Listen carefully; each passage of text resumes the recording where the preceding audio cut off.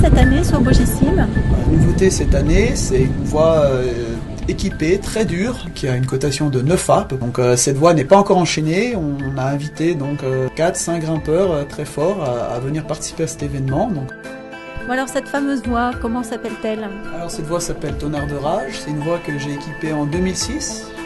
Et cette voie là, elle était presque trop dure pour moi, donc j'ai pas pu la faire quoi. Donc pour l'instant, elle reste à être libérée. Donc le but du jeu, c'est d'aller du départ jusqu'en haut sans s'arrêter en tenant toutes les prises. La voie se séquence en 3 parties. Une première partie qui est, on dit pour nous, la marche d'approche, qui est une partie facile, qui est de 6C à peu près en termes de niveau.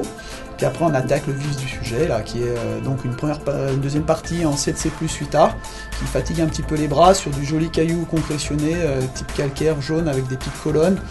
Et puis après on attaque la troisième partie, la section la plus dure, avec une section sur bien 20 mouvements difficiles, sur des petits trous, des petites réglettes. Voilà, donc là il va falloir déchiffrer les passages parce que la voie étant naturelle, c'est pas main gauche, main droite.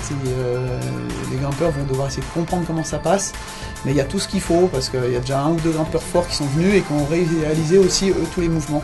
Donc maintenant il faut être capable de partir du bas jusqu'en haut sans s'arrêter. Et voilà, donc là le challenge est ouvert.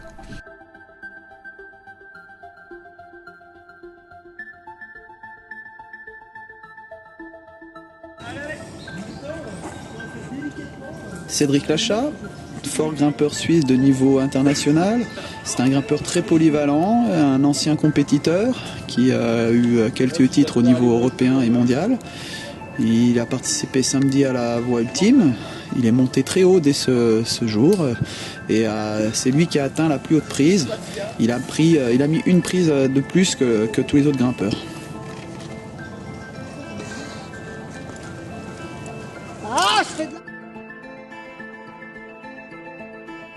Nous avons eu la participation aussi d'une fille, membre de l'équipe de France, athlète de haut niveau, Charlotte Durif. Cette dernière a déjà enchaîné un 9A et elle a atteint une prise très haute, la même que 2 autres garçons. La partie dure d'une 15aine de moves, elle est assez ultime pour moi parce que c'est dans un domaine, dans une filière qui ne me plaît pas forcément, en tout cas qui ne me convient pas trop. Je manque un peu de physique, on va dire. Et comparé aux mecs, c'est sûr que je me sens un peu plus faible. Mais voilà, j'ai réussi à m'en sortir. Je crois qu'on a compté, je fais 2 fois plus de moves qu'eux. Mais au final, pour l'instant, je suis arrivée au même niveau, donc j'ai pas à me plaindre.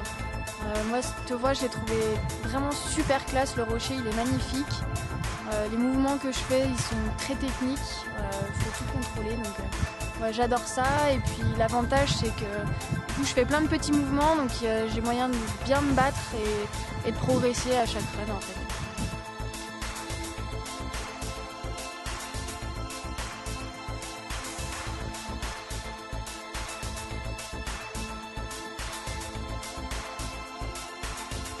Alors je pense que ça va être un peu limite pour l'enchaîner pour l'instant, mais je reviendrai d'ici 1 ou 2 mois en espérant qu'il fasse pas trop chaud et puis je viendrai remettre des runs histoire de caler un peu plus les mouvements et puis de faire la croix quoi, j'espère.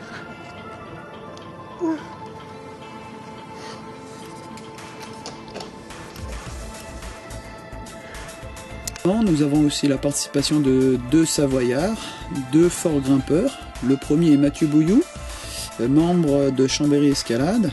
C'est un grimpeur de falaise qui s'épanouit en enchaînant des voies très dures le plus rapidement possible. Il a déjà enchaîné 3 9A. Donc ça se décompose en 3 sections. Il y a une première section qui est vraiment facile, qui est 6B, 6B+. Après il y a une section assez longue, bien conquis, là, qui fait 8A, 8A+, qui est sur un gros repos. Et puis après au niveau d'un trou là, bien caractéristique en inverse, tu as une section là, bien bloc sur 10-12 mouvements, là, vraiment intense. Ça doit faire 8C, 8C+, peut-être plus, je sais pas. Après là on essaye de travailler, d'échoper les mouvements et d'empiler les sections quoi, pour essayer d'enchaîner. Et puis après la sortie c'est facile, ça rétablit tranquille et il y a le relais. Donc ouais, tu repars, il y a cette bonne écaille là où il y a un bon repos. Et là tu attaques tout de suite d'entrée de jeu avec des petites arquées et des petites pinces. Après il y en a plusieurs et chacun, enfin nous 3 avec Fabien et Charlotte, on a à chaque fois une méthode différente, quoi. Il y a tellement de petites prises, on essaye de se caler au mieux et puis essayer de progresser pour traverser à droite légèrement pour après aller direct à la sortie, quoi. Mais chacun a trouvé ses petites méthodes, ses petits calages pour gratter une petite préhension pour se retrouver le mieux possible à la fin de cette traversée où il y a un pas qui est vraiment dur d'inverse à remonter bien abject. C'est le move qu'on n'a pas réussi à faire dans l'enchaînement.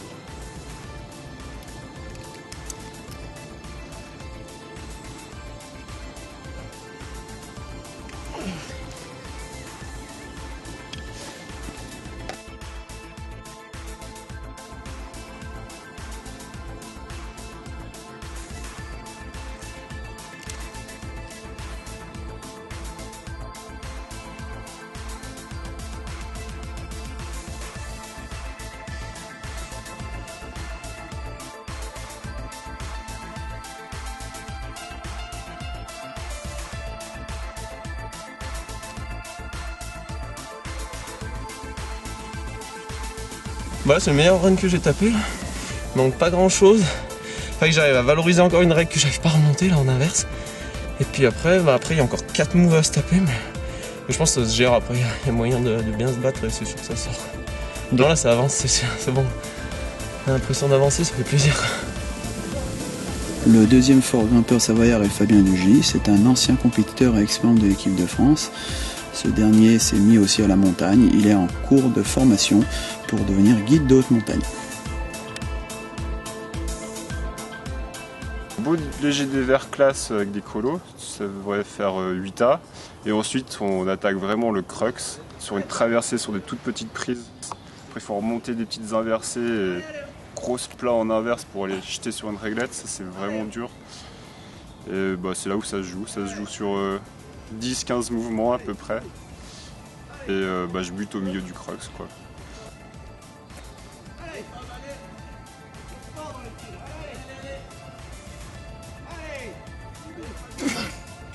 Ouais, la différence entre Charlotte et moi par exemple, c'est que moi je suis un grand gabarit, grosses épaules, grands bras. Du coup je chante pas mal de mouvements, je fais moins de mouvements, c'est plus physique. Donc un peu moins technique, plus masculin en fait. Du coup je chante pas mal de moves, alors par rapport à Charlotte.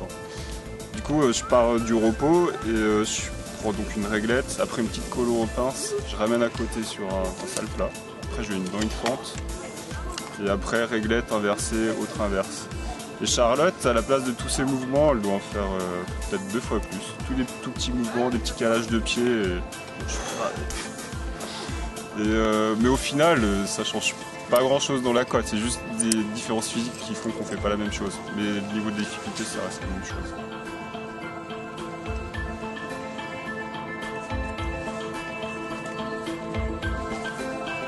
J'ai pété dans le crux, dans le milieu du crux. J'ai fait tous les moves là pour finir les chauffes. C'est dur, hein. Alors je sais pas. Je vais remettre un essai, je pense que ça va être un bon essai le suivant. On va voir ce que ça donne. Ça peut jouer, mais c'est pas gagné. Ce sera peut-être une prochaine séance. C'est costaud, hein, c'est hyper intense la fin. Du coup, on va voir. Moi, je vais mettre le run de la mort là tout à l'heure, puis on verra. La voie tonnerre d'orage n'a pas pu être enchaînée par nos 4 forts grimpeurs. On retient une voie complexe, difficile et toute naturelle. On est sûr qu'un jour elle sera enchaînée et là on saura si c'est vraiment un vrai NEFA. Nous sommes contents car nous avons pu mélanger tous les pratiquants du haut niveau au loisir.